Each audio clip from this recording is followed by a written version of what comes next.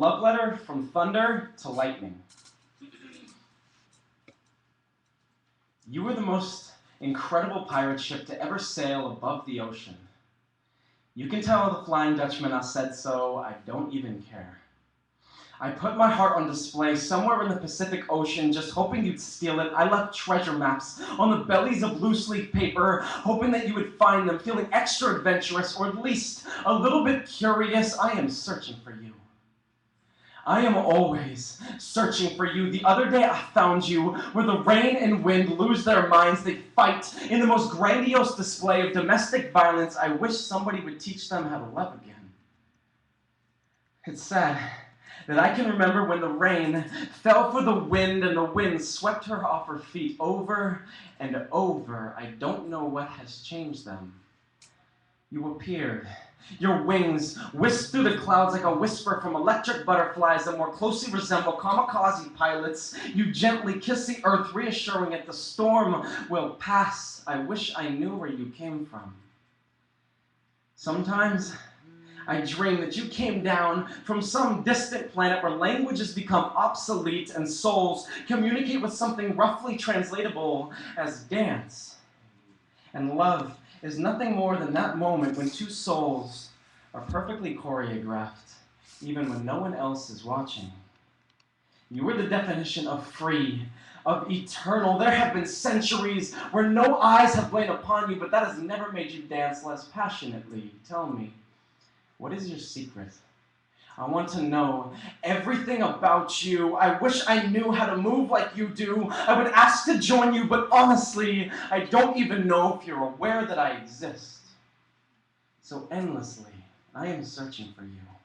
Like I am searching for the meaning of life in a minefield, recklessly, but willing to risk everything. I catch a glimpse of you on the horizon. I cry out your name as loudly as I can. I make the ocean tremble and the sleeping drop their dreams like truth in a room full of thieves. But by the time my voice traveled the distance between us, you were nowhere to be found.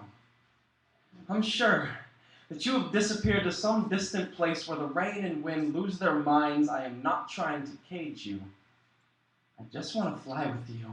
I don't want to be loud anymore. I just want you to hear me. I would give up everything to be able to just whisper with you, and we would speak so softly as to not disturb the dust, and our conversations would last for centuries.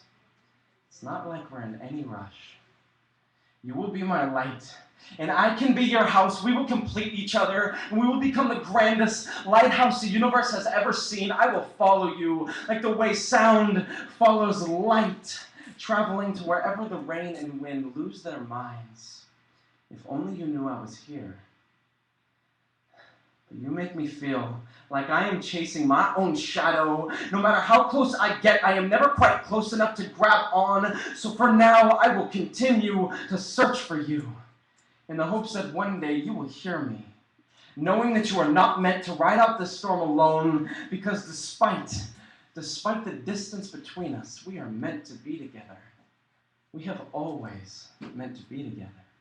Thank you.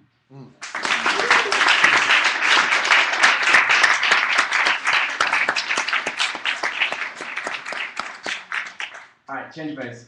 Do we have any hip-hop music fans in the audience? Yeah! All right, well then, this one is for you. There was a movement back in 1979 that caused an earthquake in the South Bronx, shaking ideas out of empty classrooms, project buildings, and street corners. And like a pregnant rape victim, the concrete legs of America split open. Hip-hop was born. She was born into the gutter of a broken home. Her mother was the sun, her father the moon, so it's no wonder that she never had a roof over her head. But despite everything, she persevered. And she learned over the years, like all strong women, she would have to take care of herself. That experience would be her only mentor. Her parents never taught her how to speak, so she has a voice all her own. It sounds something like when teeth are wrestled to the ground and smashed into the skull of the curb, fused with the seraphic melody of a young girl holding her dying child in her arms, begging it to wake up. You see, hip-hop has the voice of struggle. And it is a powerful voice. And over the years, she has developed skin as hard as bullet shells because violence is inescapably a part of her, even if in her heart, all she knows is love. See, she's never played chess because she rejects the division between black and white and understands that life isn't a game. And most days, she wears the most modest clothing because she's sick of men trying to use her image against her, trying to convince her that it only matters that she looks fly because nobody gives a flying fuck whether she mothers a message that can fly. They tell her that the universe is a vacuum, so her words can hold no weight here. She knows better. She is a celebration of life in a stop-motion movie about death. In fact, hip-hop is Hindu. And she knows that every time somebody tries to kill her, she will come back reincarnated stronger than ever. She will come back stronger than ever, yet haunted by her past, riddled with bullet holes and loneliness, memories of being choked to death with chains and misogyny, the violence, confusion, and hypocrisy. She was there in the hospital the night Easy died. She was in the car when Pac got shot in Vegas. She took half the bullet, sacrificing a part of herself so that he could remain eternal. Not to say that hip-hop is perfect. No, you can catch her some nights. Smoking weed, sipping 40s with her demons, trading war stories, dreaming, trying to relieve the stress she's had to relive, barely breathing, but she can't. She can't give in. She's loved only once. And they had a marriage like music. Until the day they reached the end of the track. Their love died like a collapsing star the day the universe takes its last breath. And the pain left her soul blackened and bruised. She was alone again. And trust me, there are few things more dangerous than a black widow. She then disappears for years of those materialistic men that finally have their way with her. Let the radio strip her of everything she once stood for. And we were all asking the same questions. What happened to hip-hop? Until the day Nas announced that she had finally passed away. And I, among millions, attended her funeral, and after the service, I approached her final resting place and broke into tears, pouring out a part of my soul in the form of a liquor bottle. Her gravestone read the epigraph. Nietzsche said without music, life would be a mistake. And hip-hop has taught us that without her, music would be a mistake. And then I walked away, so depressed, stressed, trying my best to figure out who I would turn to now. Not even remotely aware that if I had dug up her casket, I would find it empty. She is still out there, carrying the memory of Tupac Shakur underneath her chin. She keeps her head up, wandering the streets that damn near killed her. Thank you.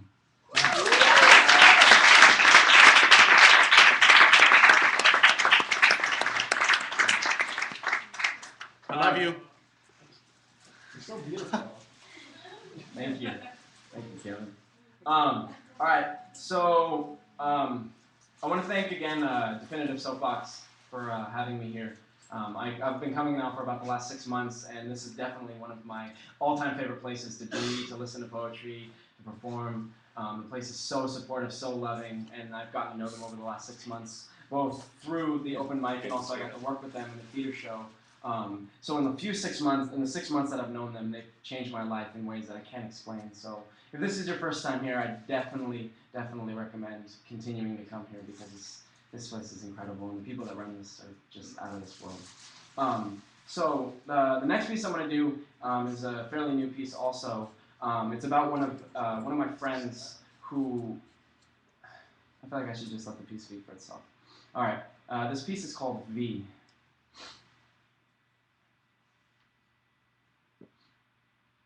She has a body made out of splinter wood.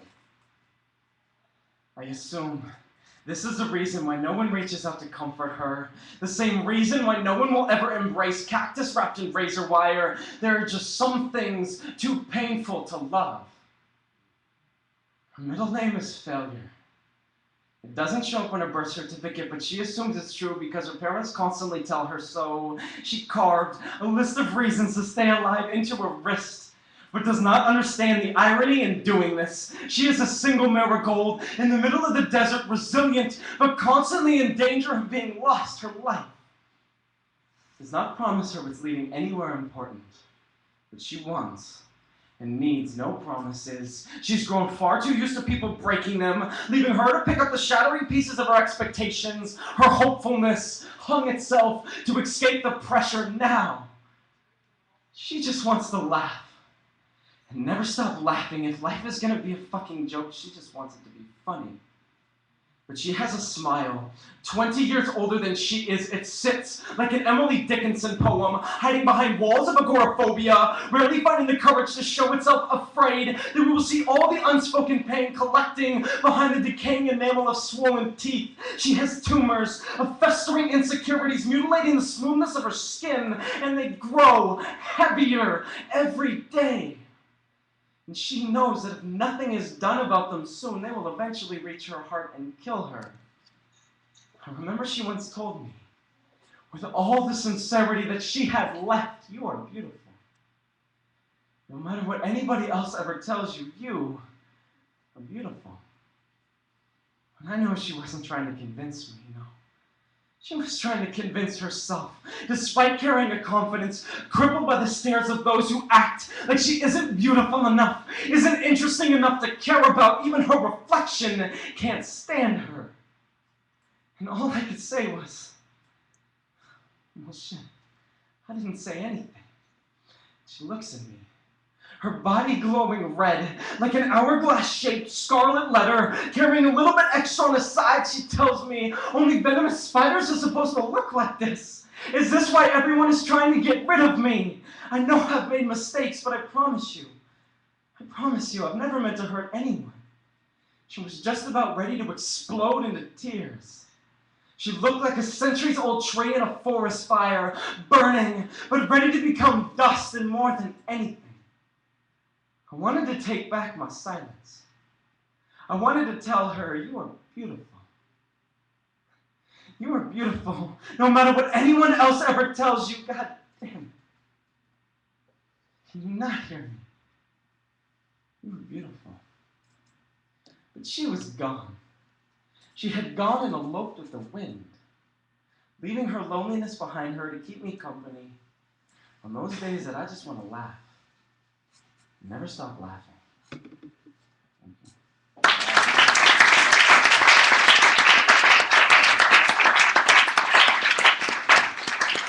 This goes by a lot faster up here than I thought it would.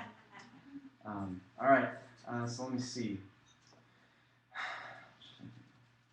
All right, I think I'm going to do just one more poem. Is that about right? I'll do about one more poem. And so I would just like to say I definitely would not be here in this room, in this part of the city, in this part of the world if it wasn't for the Uncultivated Rabbits and everything that they've done for me. They're the spoken word community at UC Irvine, some of the most incredible people I've ever had in my life. And so because I wouldn't be here without them, I would like to bring one of them up here to do this last poem with me. So Kevin, would you get up here? Yeah, buddy!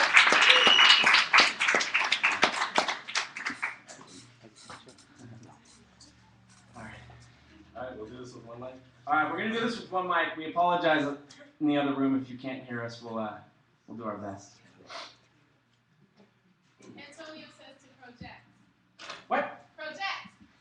You got it. I can't. I'm shy in front of crowd.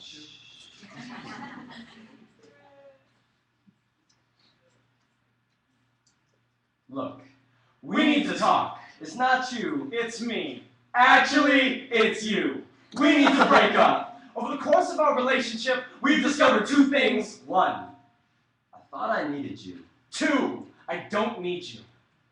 And don't get me wrong, the sex was great. Really great. It felt like poetry, like words caressing themselves in the sentences, sliding across my skin like really amazing sex. We were destined for greatness.